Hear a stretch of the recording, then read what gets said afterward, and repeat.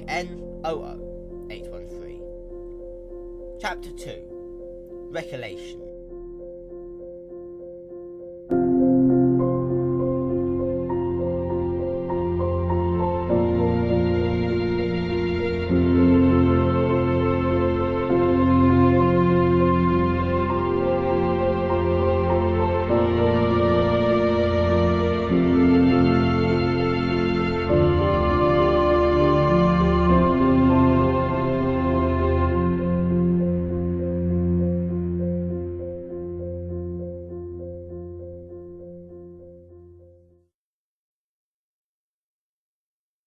What do you mean, it's complicated?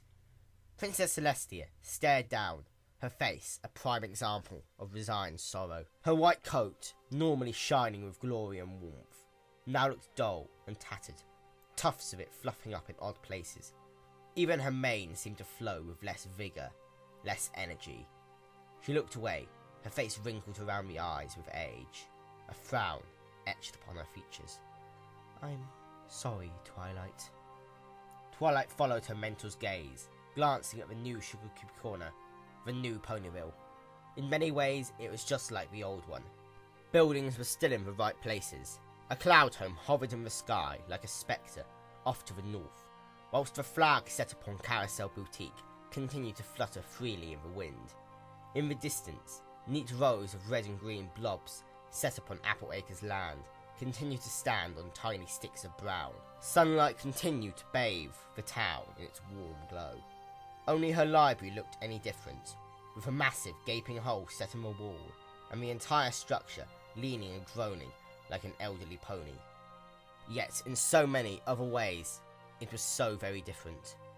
Guards in golden armour patrolled the cobblestone streets in threes and fours, the sunlight glinting off their enchanted metal armour, turning them into walking, spiky lanterns.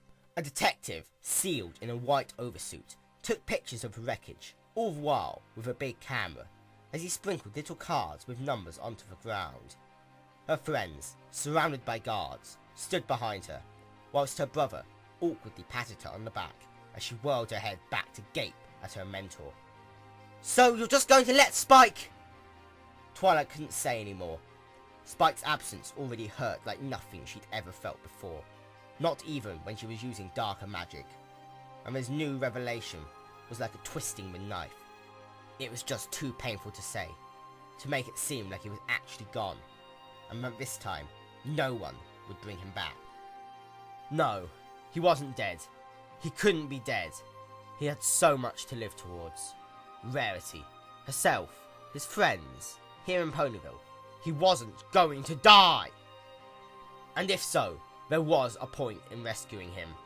A baby dragon, defenseless in a merciless world, that only wanted to turn him into a Flamby. Twilight could think of no worse thing that could happen to him. Clearly, her 5 friends thought similarly as well. All of them were grimaces, some more severe than others, and one was still sobbing quietly as Twilight turned her attention towards the pony she respected most in the entire world. No, I won't, Celestia said, gaze hardening for just a moment before her eyes widened almost imperceptibly. This is a complicated issue, Twilight. You know how the dragons are, Twilight, the Sun Princess murmured, heaving a little sigh. The seemingly mocking treatment only tore at the gaping wound in Twilight's heart. It sounded like the princess had already given up. They don't have a government. Each is accountable only to themselves. To Twilight, it didn't seem that complicated. Rescue Spike from the kidnapper and bring the latter to justice. Was it politics? Was that why she couldn't simply find and interrogate every dragon in the country, in the world if it came to that? To find Spike. The realisation that she'd already answered her own question hit her like a cold gust of wind. The realisation of what those answers implied hit her like a blizzard. Her eyes widened and her breath shortened in fast, rapid pulses. I know how much you care about Spike, Celestia continued, raising her voice to address the whole lot of them. She turned her head away to look towards the shining city of Canterlot. It was just as majestic and distant as ever. Twilight followed her gaze, little droplets of tears springing up over the lids of her lower eyelid. The unicorn's frown darkened with every passing second. "Nonetheless, all of you should stay safe," the princess continued. "Please, do not attempt anything. We will do as much as we can. Let us and the guards handle this." The image darkened as Twilight felt her eyes close inexorably, crashing shut with the finality of a falling guillotine. She could not hope to resist. When she opened them again, she found herself somewhere else. Twilight turned her head. The town and the ponies of Ponyville were still conspicuously unchanged. The princess had left a few days ago, business as usual, conversations more muted, friends more distant, eyes wider and more prone to wandering or twitching. But still, life as normal. It looked like nothing was out of the ordinary. What a lie, Twilight thought, almost spitting the words out under her breath. There was nothing she could do for Spike here. There was nothing anyone could do for Spike here. Twilight shook her head, glaring at the floor, as if he could tell her where Spike was. The princess was useless. For all of her political clout, there was no rival government to pressure, nowhere to place an embargo. Her brother had attempted to balance guards between the rest of the country, the element wielders, and Spike's search team, but it heavily favoured her and her friends, and there was no ransom demand given out. Some cold, rational part of Twilight agreed with him. That attack had seemed tactical, not random. None of the neighbouring buildings had been damaged in the kidnapping. It was logical that they, or at the very least she, was the real target of this attack. Logical, yet the dragon had simply left her alone. It hadn't attempted to do anything to her. Spike had been the one taken. Perhaps Spike was just the lure, the bait to draw all of the bearers in, and in one fell swoop, eliminate them. Twilight shivered at the raw brutality, the utter savagery of the soul that was capable of such acts. The soul that now held her foster brother's life in its claws. Spike. She felt her eyes smash shut as liquid threatened to spill over her cheeks, the fur already matted with dried tears. In the brief blackness, the ghost of a whisper flickered through her mind, tantalizingly close, yet too far away. She opened her eyes once more. The calendar hung on the opposite wall, pages yellowing and covered with a year's worth of scribbles. All of the scribbles her own. Yes, she'd wasted enough time. She blew stray strands of her mane out of her eyes with a quick blast of breath as she glanced down at the display in front of her. An almost completed checklist lay next to 10 prone forms wrapped in golden armour. The guards lay sleeping, piled up against the wall, their helmet plumes brushing against the window. She would have to thank her prestigious magical power level and her almost encyclopedic knowledge for that. Without them, she wouldn't have been able to find the loophole in the armour enchantments and overwhelmed the weakened magic with her own. With the best of luck, they'd still be sleeping come morning and wake up in the late afternoon. In between their limp forms, she scratched out a quick note outlining what she intended to do and signed it with her own magical imprint and signature. Anyone with half a brain cell would know that the note wasn't a forgery. She charged up her horn before closing her eyes as she felt the lay take her. Twilight opened her eyes to find herself on a small ledge overlooking Ponyville. Her gaze roved over to the entirety of the town, the entirety of what she had, over the years, come to see as her home. It looked no different than before. She could still turn back, say that she was running experiments and that the guards were simply caught in the backlash. She could give up and let Spike fend for himself while his search team fumbled around. She had been Spike's companion for more than a decade. She would be able to trap the dragon that had taken him, to recognise the signs that he had made, and brush off any false leads. Celestia wouldn't have any of it. "Divided we fall," she had written in a previous letter, the last letter Twilight received before she started her own preparations. Her friends, even now they were all locked up in their own little bunkers. 10 guards to a bearer. Even if they were free, they had their own careers and their own futures to worry about. It wasn't like the fate of the world hung in the balance. Only the fate of one friend, one dragon, amongst millions of other ponies. They would have helped, that she knew for sure. They were true friends.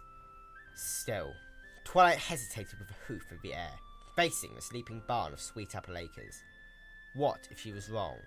What if the whole thing was a fool's venture? What if he was already dead and another friend died on the journey? It would have all been for naught, and it would have all been her fault. She sighed.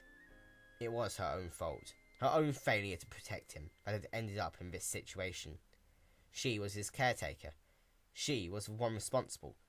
Now was her chance to fulfill that responsibility. To save him. Sorry, princess, girls, she thought, but I have to do this. I owe him that much. Nighttime Ponyville used to be a calm and peaceful period for Twilight. With Spike's disappearance factored in to the equation, however, the night sky seemed to hold only demons and dragons, held back by the most tenuous veils. A town of masks greeted her last, parting gaze. Ponies tried to live as if nothing horrific had ever happened. They papered over the cracks with sugar and smiles, for real laughter and cheaper apple cider. Even as a 5-pony guard patrol marched past, they acted as if no one was there. It was as if every pony wanted to forget, to distract themselves in their day-to-day labours, rather than face the truth. They had been attacked, and the next victim could be any one of them. She turned away and pushed her hooves into the ground, starting the long gallop down the long train track, linking Canterlot and Baltimore. Only a trail of tears followed her. The hungry forest on both sides, held back by the 2 thin steel rails of civilization, seemed to mock her with its animals' growls and cries. Twilight hummed, lifting her hoof to feel at her throat. The hard, coalesced skin of the centre pad felt like some foreign material, next to the soft, pliable fluffiness of her windpipe. She couldn't tell where the bone ended and the skin began. A small frown drew across her face.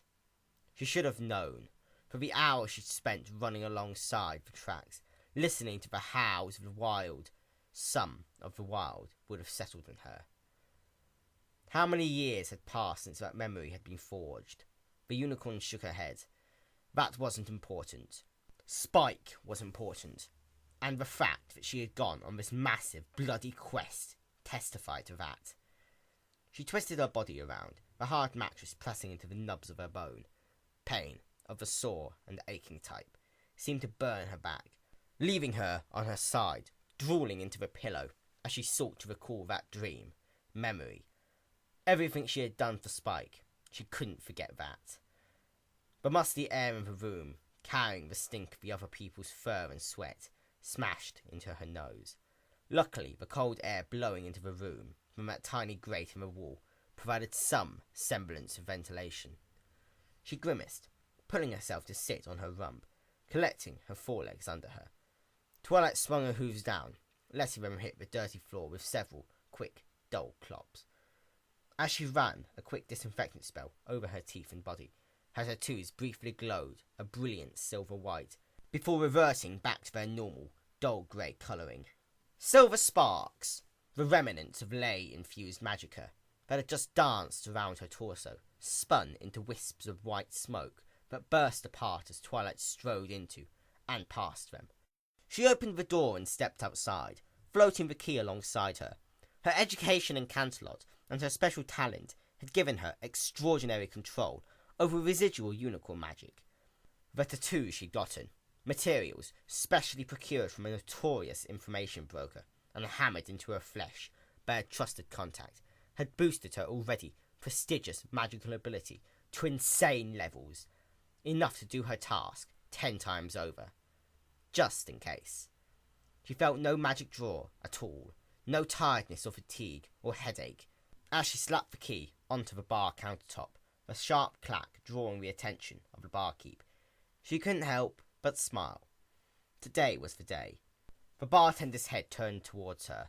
One front hoof clasped an empty glass, which he was polishing with a dirty rag which he held in the other. He placed the 2 items down on the counter before trotting towards her. For a moment their eyes met, and the barkeep's smug grin seemed to crack under her violet gaze. "The great dragon of the south," the bartender proclaimed, almost religiously, as he waved the tankard of booze he held around the hoof dramatically. Somehow none of the alcohol inside had managed to escape, although the liquid sloshed quite loudly within its container. The flickering lamp, fueled with some manner of reagent, not magic, cast half his face into shadow, and washed the other half with an orange firelight. Dark as night, his scales the same shade of blackness as his art. Say he bathed in the blood of his enemies. Eyes that'd make you insane if you looked at him for too long. The face of evil, I tell you. He grinned and slammed the tankard down with enough force to chip the striking edge, before stretching his jaw around and down. Twilight was sitting across from him, her eyes wide and pointedly ignoring the groans, sighs, and rolled eyes from the other patrons.